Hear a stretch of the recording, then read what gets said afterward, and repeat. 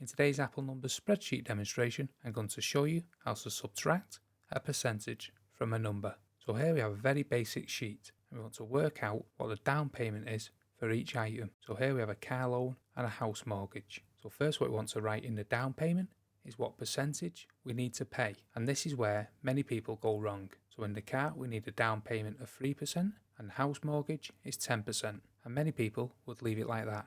So 3 and 10. However, this 3 will calculate wrong, as if you come up to format here at the top and then press cell and then change the data format to a percentage.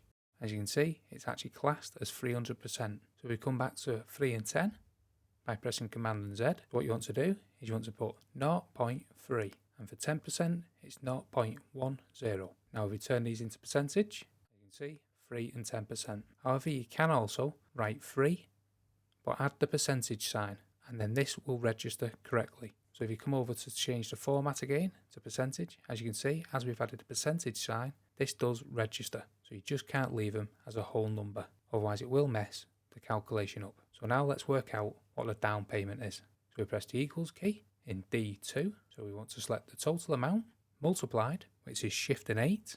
Then you want to add the down payment, which is 3% in C2. Then you either press the little green tick or the enter key. And now this has worked out. Your down payment is £900. So now let's highlight the cell.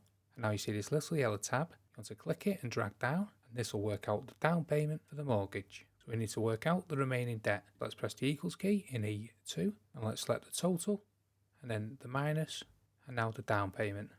Then we press the little green tick or enter, and this is the remaining debt. So that is how you subtract a percentage in numbers. Hope you found that video helpful, and if you did, check out this playlist here where we have many other Apple Numbers Spreadsheet demonstrations, and thank you for watching.